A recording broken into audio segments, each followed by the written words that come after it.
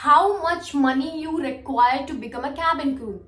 2 लाख रुपए। तो अगर मैं बोलूं तो मैंने 20,000 खर्च किए क्योंकि मेरा पावर -3.75 है। आपको भरोसा नहीं होगा, मैं अंधी हूँ, मुझे ज्यादा कुछ दिखता नहीं है। मैंने ना एक वीडियो में ये बोला था दैट मैं फ्लाइट का खाना नहीं खाती, अच्छा नहीं होता, तो किसी ने उस पर कमेंट किया था ये खुद तो फ्लाइट का खाना खाती नहीं है और हमें पैसेंजर्स को खिलाती है। Hello everyone, welcome back to my channel. My name is Anshu Verma and I am a flight attendant with IndiGo airlines. And because of that, you all have asked so many questions in my comment section where I upload mini vlogs about my daily routine.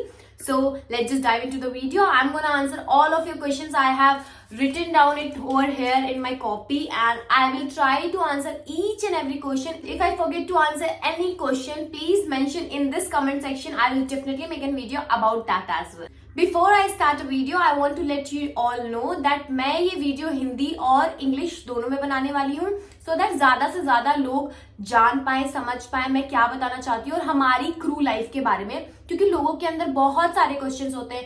And one more thing, इससे एक benefit ये भी होगा कि आप अपने parents को दिखा सकते हो, उनको कन्विंस कर सकते हो कि कैबिन क्रू लाइफ बुरी नहीं है। चलिए शुरू करते हैं। मैं अपनी डायरी से एक क्वेश्चन पढ़ूंगी और उसका आंसर देती जाऊंगी। पहला क्वेश्चन ये है कि जो एकोमोडेशन होता है आपकी जॉब के बाद, आप जहां रहते हो वो हमें कंपनी प्रोवाइड करती है या फिर हमें खुद देखना पड़ता है?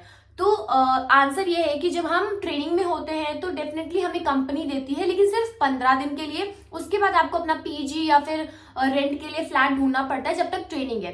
फिर ट्रेनिंग के बाद आप लोग अपने एक बेस पे चले जाते हो। जैसे मेरा बेस कोची है, तो मैं हूँ कानपुर की, लेकिन मैं कोची में फ्लाई कर रही हूँ, कोची से सारी फ्लाइट्स ऑपरेट करती हूँ। तो कोची में भी 15 दिन का स्टे वो हमें देते हैं।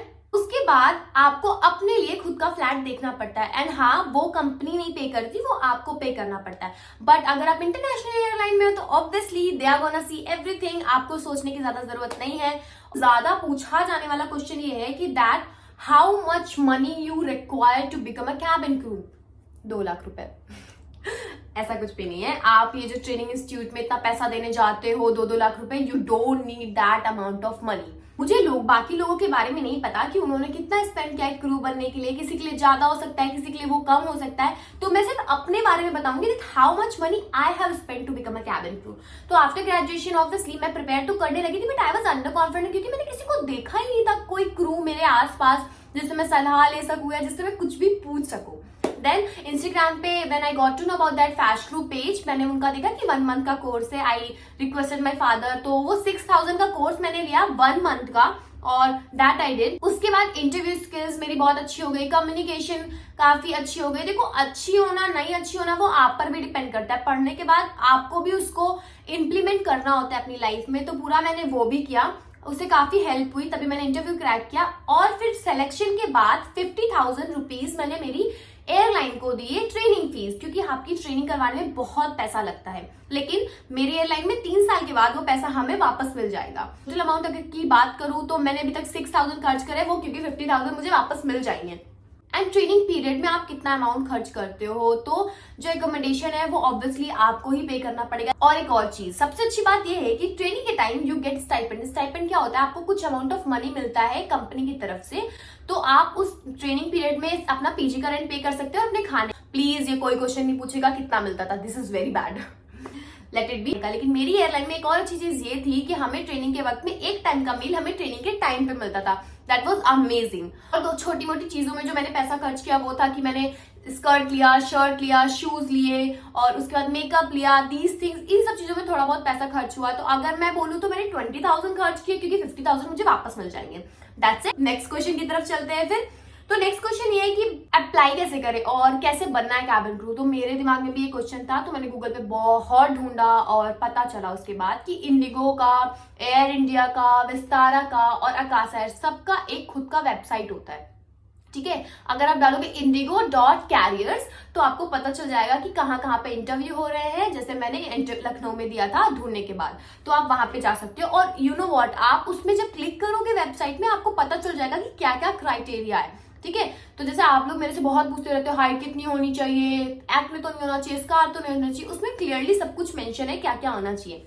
नेक्स्ट क्वेश्चन ये है यार कि मतलब इंग्लिश कैसे इंप्रूव करें, मैं कैसे बताऊं यार, मैं भी मतलब अंधों में काना राजा वाली बात हो गई ना। आपको कम आती है, मुझे थोड़ी सी ज्यादा आती है, मुझे इतनी अच्छी नहीं आती, बट फिर भी व्हाट आई हैव डन वो मैं तो ऑब्वियसली बताऊंगी ना, क्योंकि क्वेश्चन आप लोगों ने पूछा है।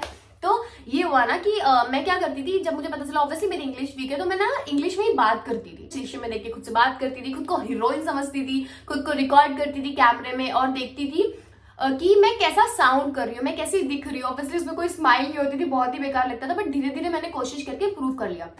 और हाँ, सबसे इंपॉर्टेंट, जब मुझे पता था कि मैं रैंडमली हर चीज नहीं जवाब दे पाऊंगी, इंग्लिश में इतनी अच्छी नहीं है, तो मैंने सारे क्वेश्चन इस डायरी में लिखे जितने मुझे लगे थे। मैंने गूगल से ढूंढ ढूंढ के कि इंटरव्यू में क्या क्वेश्चन पूछे जा सकते हैं, लेकिन किसी भी इंटरव्यू में, नॉट जस्ट कैबिन क्रू, लिखकर उसका आंसर खुद से लिखा, क्योंकि खुद के आंसर याद रहते हैं, किसी और के आंसर तो आपको याद नहीं रहेंगे ना। लिखकर रोज रिकॉर्ड करती थी, डिलीट करती थी, रिकॉर्ड करती थी, देखती थी कहाँ सही करना है कहाँ नहीं करना। कम से कम एक क्वेश्चन को 10 बार तो मैं करती थी, झूठ नहीं बोल रही हूँ मैं मम्मी यूज्ड टू से कि पता नहीं क्या फोन में करती रहती है, बट मैं तब ना रिकॉर्ड करती थी। उस टाइम पे मैंने अपनी दोस्तों से इंग्लिश में बहुत बात किया, उनको बताया यार मेरे को इम्प्रूव करना है, तुम मत बोलो इंग्लिश में, लेकिन मुझे बोलने दो, मेरे दिमाग में जो भी आ रहा है बोलने दो।